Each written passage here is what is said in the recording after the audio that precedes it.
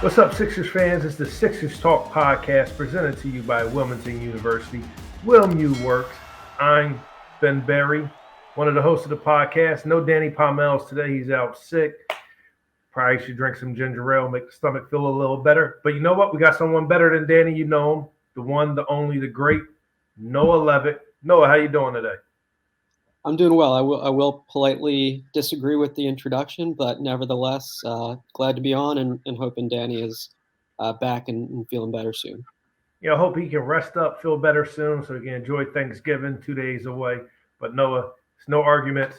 It's like mac and cheese, ice cream, Noah Levick, in my power rankings of things around the holidays. But let's start off. We're going to get into the Sixers road trip, upcoming game against the Warriors, but what you're working on the website. But let's start off with the Sixers getting a W against the Kings, who recently fired Luke Walton, Alvin Gentry filled in. But it was a big win. They were undermanned. Nobody from last year's starting lineup played. Only one player from the starting lineup this year was in the game, Tyrese Maxey. How big of a win was that in your eyes? Was an impressive win, and they've accumulated a few of these against the odd, shorthanded sort of victories.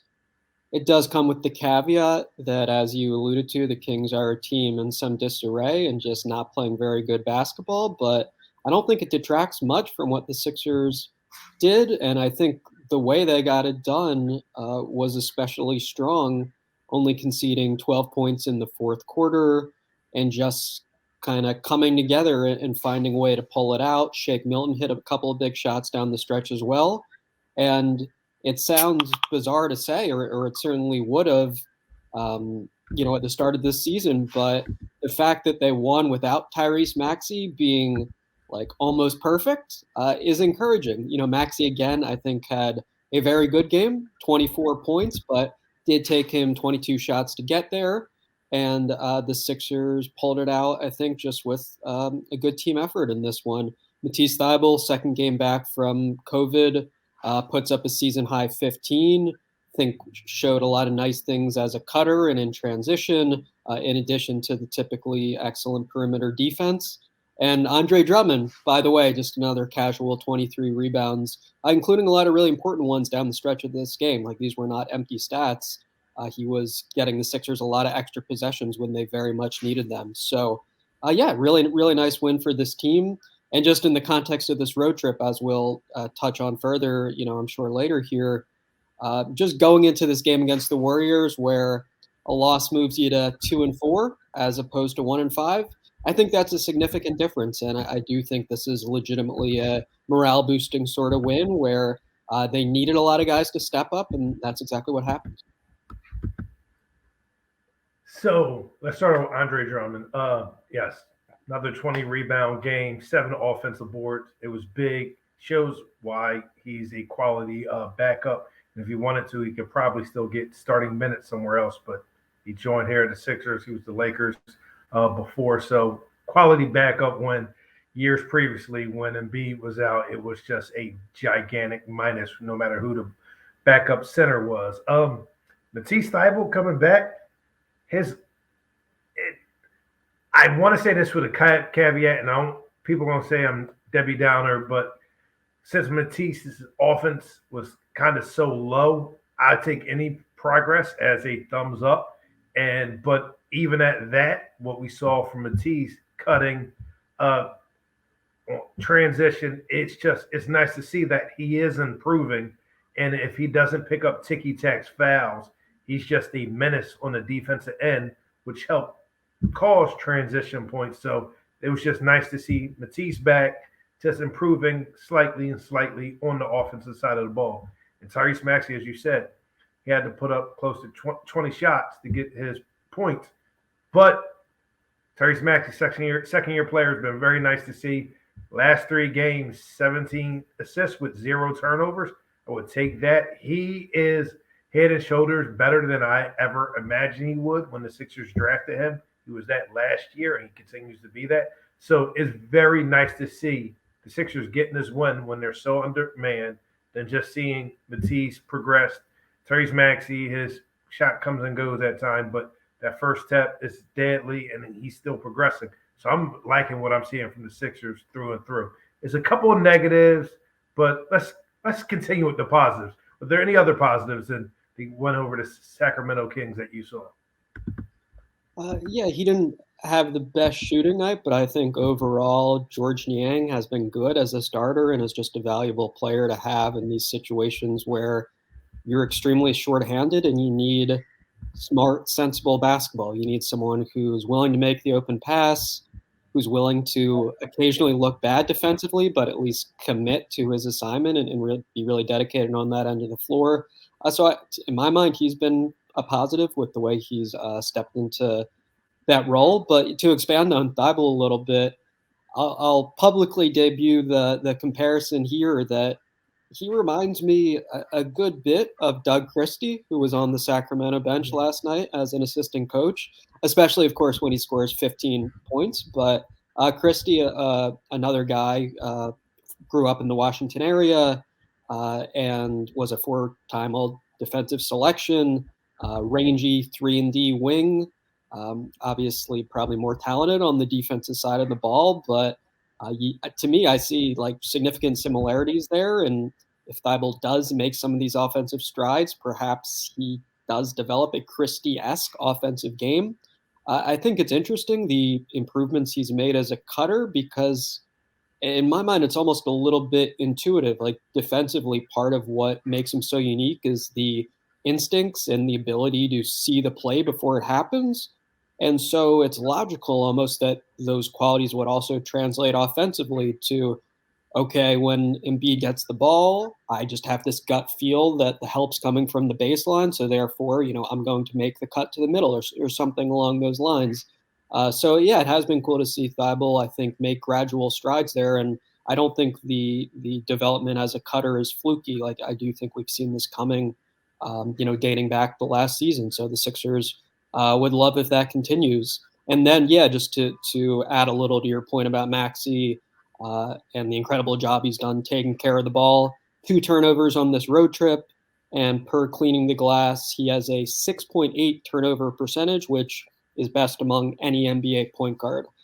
So again, that's something that is not fluky. He was taking excellent care of the ball last season as a rookie, and it's just something that he clearly values and that has clearly been instilled in him from his coaches dating back to a young age. So it's really nice, I think, for the Sixers that they have improved a lot in that area because Ben Simmons, while obviously an extremely talented passer, did turn the ball over a lot. And at least at that position and just across the board, they're turning the ball over a lot less, which is helping them compensate for not being a great rebounding team. So that has been nice to see kind of as a broader trend that looks legit, through 18 games here. That jump pass Ben Simmons would drive me up the wall. But sticking to the positives, you mentioned Shake Milton earlier. One of the first positives about the game you saw. Question for you. Shake Milton can be very hot or cold. I think Jekyll and Hyde is the expression. As someone that's been around the team for years at this point, do you have any insight on why that is? Why he could be real hot at times and real cold at others? It's interesting because just getting to know like Shake Milton personally over the years since he was in the G League, part of what's always stood out about him is he's a very steady, like even-keeled personality. I know that's a trait I think a lot of athletes want to have, but that maybe isn't natural because their emotions play a big role. He's always seemed like very unaffected by the emotions of the game.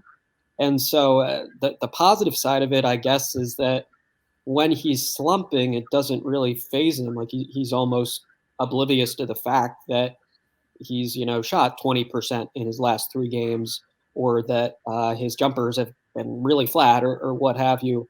But I think just some of the streakiness is a little bit mystifying. I think part of it is overall bench players tend to be a little up and down in the NBA because we're talking about smallish sample sizes, and therefore there tends to be some more variability, and it tends to be a little more difficult to get into a rhythm, perhaps. So yeah, that's my little bit of insight there, is that at least in terms of the bounce back ability, a lot of that's just his natural disposition and being a really just poised and confident person naturally. So yeah, that's kind of how I see it with Shake Milton. But give him credit, hit a couple shots that they really needed down the stretch of this game, because while the Sixers' late game defense was strong, the late game offense was, as to be expected, a bit labored. There wasn't really a natural number one option. A lot of the possessions were going until late into the shot clock, and they needed someone to just make a play. And his fadeaway jumper to beat the shot clock buzzer, I believe, put them up 3. Stands out as probably the most important shot of this game for the Sixers. So credit to Milton for knocking that one down. One last thing before we get going, the Furkan Korkmaz experience. It's been brutal lately. He's in this Undermanned Sixers team. He's getting open shots and good looks, but they're just not going in. And I don't know why that is. I'm sure it'll come back around. What do you think the Sixers can do, or what can he do just to get the ball in the basket? Just keep shooting. He looks for to keep swinging the ball around. It's unfortunate because he's one of the better shooters on the team. He's getting these open looks, but they're just not going in lately. Yeah, you do want him to maintain his confidence, but you don't want him to shoot the Sixers out of games as he did on the night that this slump started, when he was memorably 2 for 18 from the floor. I think that's probably a little bit extreme. I think last night it was nice in the second half. He used the threat of his shot to drive to the hoop a few times. And it's also a nice reminder that NBA defenses are still going to respect the fact that good shooters can knock down open shots. So I'm sure Sacramento in its scouting report was aware, okay, Korkmaz is slumping. That doesn't mean that the actual defenders on the court are sagging dramatically off him. So he can still blow by some guys and get to the rim and get easy points that way. And of course, that's the conventional wisdom that you see the ball go through the hoop, and that perhaps leads to longer range success, with some of those layups and the free throws that result from the drives. So that's my thinking with him. He's been a hot and cold player for a long time. We know that the Sixers don't expect this to last for the entirety of the season. Of course, they would love if it ended soon.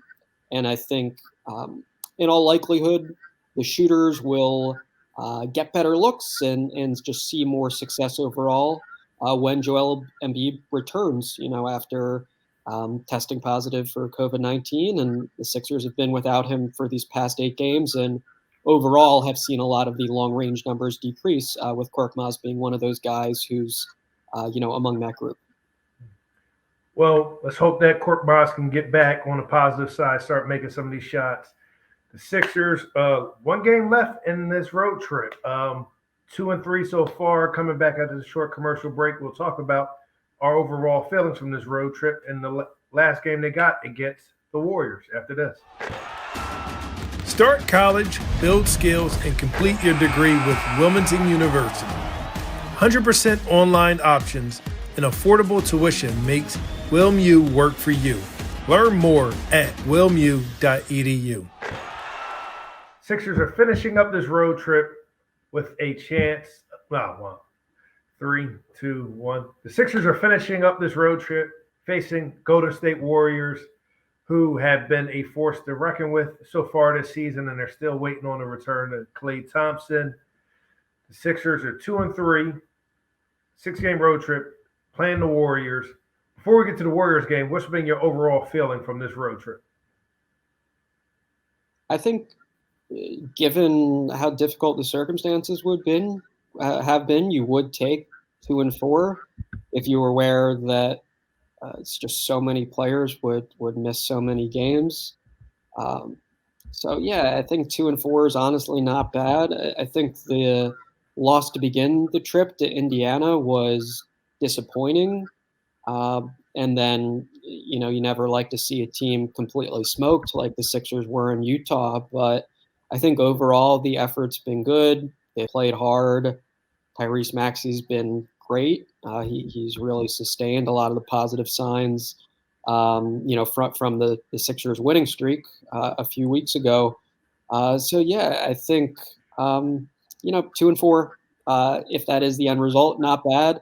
3-3, the Sixers would obviously be elated because it would mean they beat the team with currently the best record in the NBA. And I think a lot of the big picture takeaways are that with Joel Embiid, the margin for error is small, and part of the way the Sixers try to work around that is by being smart with the ball and by not turning it over. So, as a team, they're currently third in the NBA in turnover percentage, and they hope that mitigates the fact that even with Andre Drummond, they're a poor rebounding team, and they're not forcing a ton of turnovers, and they don't have a go-to scorer, when Embiid's not on the floor. So that's kind of stylistically how they're trying to go about it.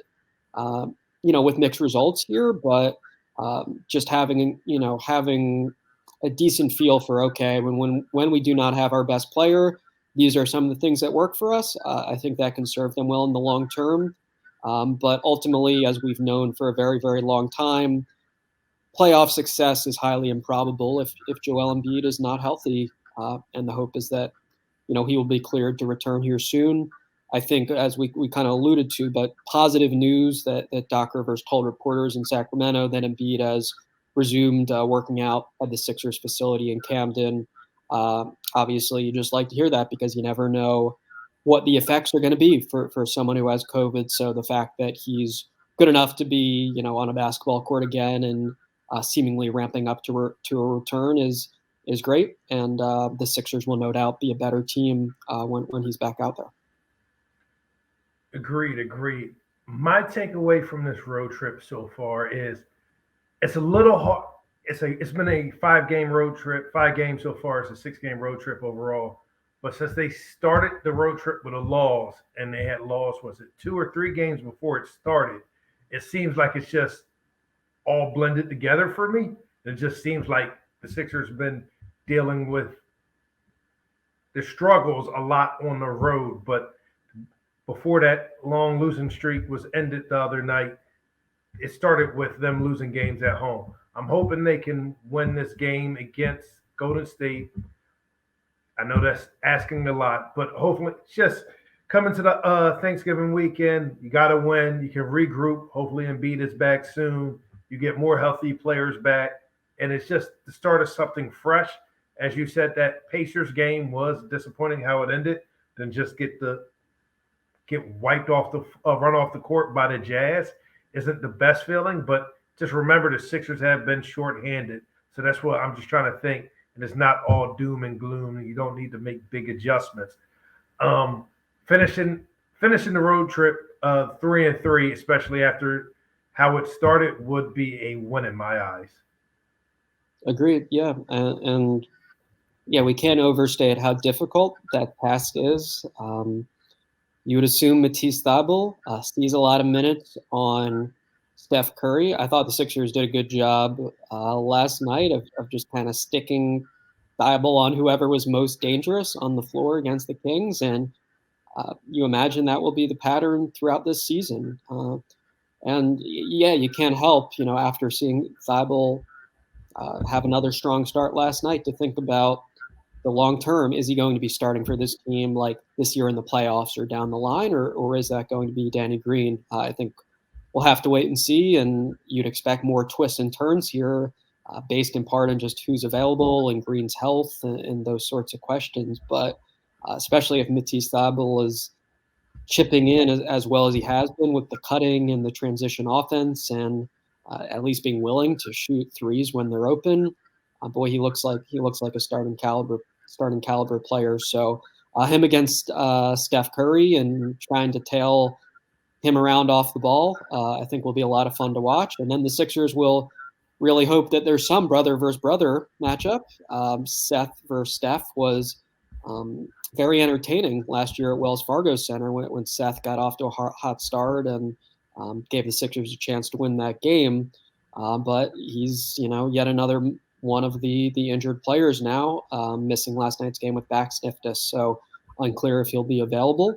And the Sixers will have a tough task, I think, regardless of just how shorthanded they are against Golden State. Yeah, it'll be a fun game. The Warriors are 9-1 at home this season. Just talked about the Sixers' struggles on this road trip. I believe the Sixers are 6-4 on the year on the road. But I'm excited to see what happened. Tyrese Maxey, T Stiple, he will get his cardio in, chasing Seth Curry around the court. I hope we also get some brother-on-brother one-on-one opportunities. I know broadcasters, media go crazy over it. It'll be a lot of fun to watch. There's so much to explore in Valley Forge in Montgomery County, Pennsylvania.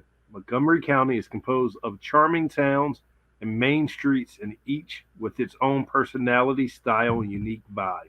Whether you are looking to get away with family or enjoy a special trip with friends, leave behind the stress of planning and use our guide to find some of the most amazing things to do. Explore which town and main street suit you best. Visit makeitmainstreet.com to plan your getaway today. Before we get out of here, Noah, and before we all enjoy our Thanksgiving break, I got 2 questions for you. One, what are you working on over at NBCSportsPhiladelphia.com? Yeah, so I think I teased it a while back. I'm going to say it here and make sure that I actually see it through. There will be a Tyrese Maxey film review at some point down the line. I think, and most likely, we'll look at just some of his decision making and some of the reasons that he's been such a low turnover player, and just kind of some big picture stuff on how he's been one of the most improved players in the league. I think indisputably, whether or not you consider him a candidate for that title, I think just the fact is he has been. So that will be coming up down the line. As always, we have storylines and observations on each game day. Looking forward to this Warriors game. So that's the long and short of what we've got going on for the website. Check that out, NBCSportsPhiladelphia.com. Also, listen to this podcast, Apple, Spotify, Google Podcasts, however you get your podcast. We're also up on YouTube. Rate, review, 5 stars, anything less, I'm going to call you a hater. Noah, the more important question, though, what's your favorite thing to eat on Thanksgiving Day? Yeah, I'll go with, usually I'm a fan of the pecan pie. Okay. If I had to choose any single item, but it's all good. And I think part of why I think it's a great food holiday is it all blends so well together. The stuffing and the mashed potatoes and the gravy and like a good Brussels sprout mixed in there. It's all good stuff. But yeah, if I had to choose any, I would go pecan pie. Your choice? Macaroni and cheese. That's the main course for me. Macaroni and cheese. And hopefully this doesn't people don't stop listening because of this, but don't put Cheez-Its, don't put Doritos, don't put Cheetos, don't put any of that in your macaroni and cheese. You just need macaroni and cheese. Don't experiment with it because I will walk out the house. Macaroni and cheese, followed by candied yams, followed by apple pie. But macaroni and cheese, head and shoulders, the best thing on Thanksgiving, in my opinion. Yeah, our family has never had mac and cheese as part of the mix, but I would not at all be opposed to it. Yeah, I like that. I like a good yam. It's all good, man. And food family football, as they say. So yeah, I guess we'll probably get to watch the Detroit Lions lose as is tradition, unless they surprise us all and pull off a big upset here. So oh my gosh. that'll be part of the fun of the day, I'm sure. I was hoping the Lions would go 0-17 this year, but the Steelers messed it up and got a tie the other week. I have no idea if the Lions even played this past weekend, but man, that's just some bad football. But yes, food, football. But first, we got a big Sixers game tomorrow night against the Golden State Warriors. I'm Ben Berry. That's the one, the only Noah Levick. Follow him on Twitter at Noah Levick. Follow me on Twitter and Instagram at I am Ben Berry. Rate, review, leave your comments. 5 stars, anything less, I'm going to think you're a hater. In your comments, say what your favorite Thanksgiving food is. Or tell me why I'm wrong. Or say why you love the Sixers, anyone. But we'll be back next week with a new pod. Hopefully Danny is back healthy by then. Till next time, catch you later.